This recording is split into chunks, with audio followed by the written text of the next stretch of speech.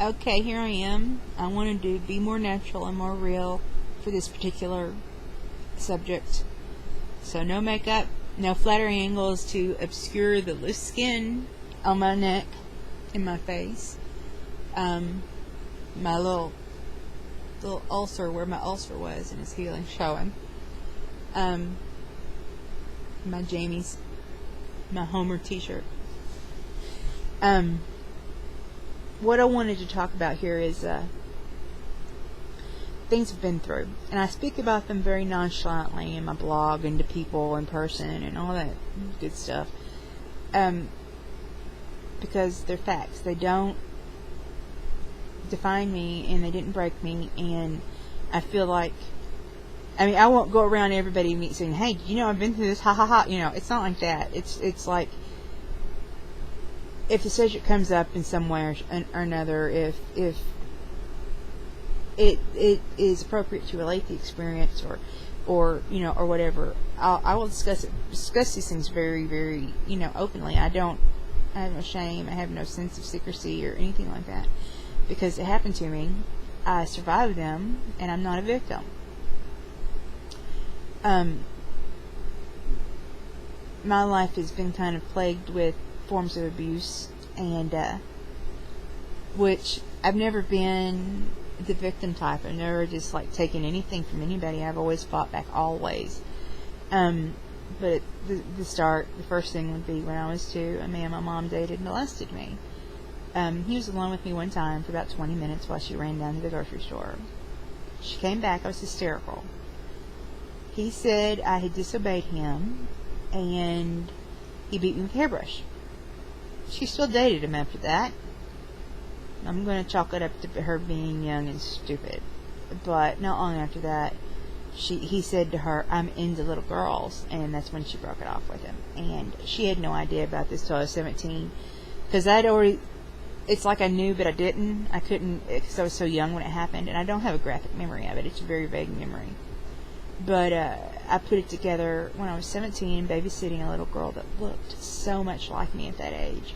And I just realized, I put things together, I realized that it happened, and I told her about it then. And it affected me for a while.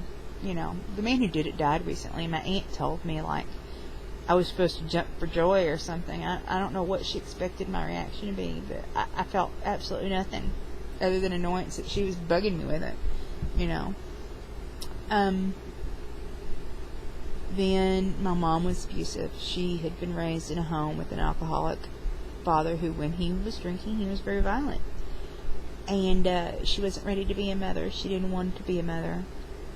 And I was the result of one night of late summer or early fall 1969 free love with my father. And they married long enough, or together long enough to give me a name, make me legitimate, and he split when she was 5 months pregnant, so I've never met him. Okay, I hear screaming and banging upstairs. It's after 3 o'clock in the morning. I don't know what's going on up there. I hear voices and stomping.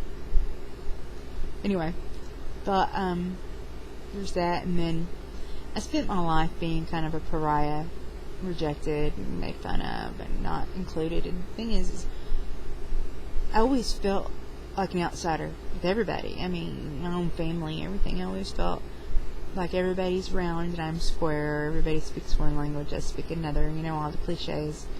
And I always felt very alone. And I still feel that way now, but I don't feel lonely now.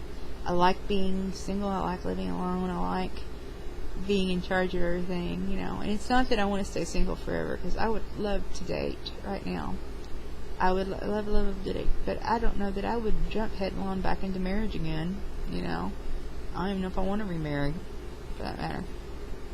I want to have the fun of dating and just enjoying the moment and not looking into the future. You can't leave your life for your relationship in the future. Because once you get there to all the goals you think that you wanted, you're like, okay, what now? What's next? But anyway, I don't feel lonely very often. It's only when I'm grieving or for some reason that I long for the companionship and affection And then sometimes there's the whole like sexual aspect that I miss too, but that's a whole different vlog. Anyway, I married a man in 1992 who we really just shouldn't have married each other. We shouldn't have been together. And there was some abuse on his part, and I fought back, so it made it confusing, and he probably perceived it as being abusive. But there was never, I can't think of any time I instigated anything or did anything that wasn't in self-defense, wasn't in defense of myself. And he made threats, and there was a time when I was in the floor and couldn't get up. It was after I'd gotten sick, and we were arguing. I'd fallen during the argument, and he wasn't anywhere near me. I literally just, tripped. And I needed help up, and he wouldn't get up to help me because he didn't want to get up out of his chair. And I started crying, and he got extremely angry. Went and got the shotgun he would hunt deer with, which was loaded for deer. Pointed at me, told me to stop fucking crying, or he's gonna blow my fucking head off, or something. I don't know why. But it's really weird because in that moment, I found strength, and I got up. I managed. Adrenaline was pumping through me. I managed to get up, and got the gun from him. Not violently, just very calmly, and just talked him down. And there was like this weird shift that happened after that. There wasn't nearly as much abusiveness, and he never punched me or beat me or anything like that. There were pushes and things like that. There's an incident, I guarantee he considers me abusing him, but I don't think he understood what he was doing at the time when early in our marriage. We were arguing, and when I argue, my hands fly everywhere. It's not Andy, it's just me expressing myself. He grabbed my wrists, and that just triggered something primal in me, and apparently I have issues with that. And I leaned forward and bit him, so he let go of me, and it left a really nasty bruise, I admit that. And he acted like, oh, poor me, I got this nasty bruise, she bit me, like it was an abusive thing, but I was trying to get away. He sent me in a panic by holding my wrists.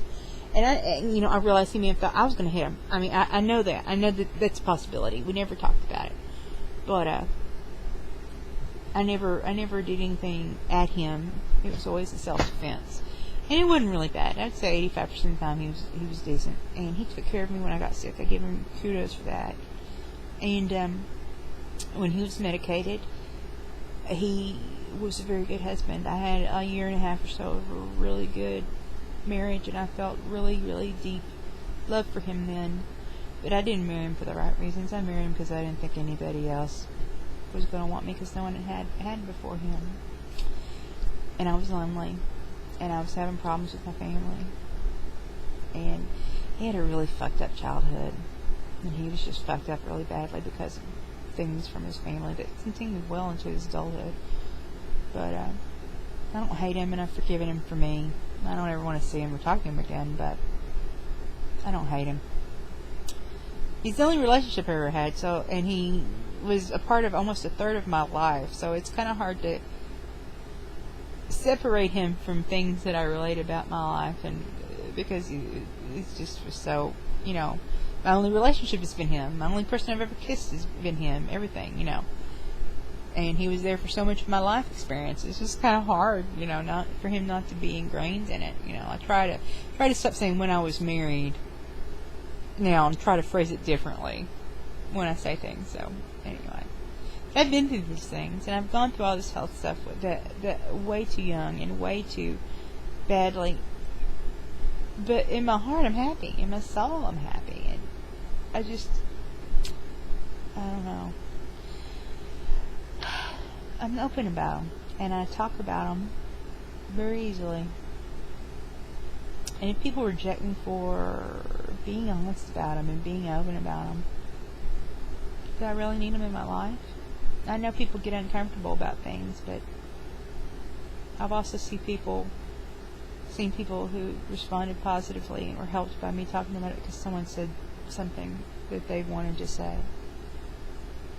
And I don't mean that as in, oh, I'm so special, I'm so awesome. It's not like that. It's just, it makes me feel like I have some kind of purpose in my life. purpose in this world. So, if it's by being the queen of TMI, so be it. Okay. I think I'm going to eat my banana, play a game, and maybe go to sleep. Bye-bye.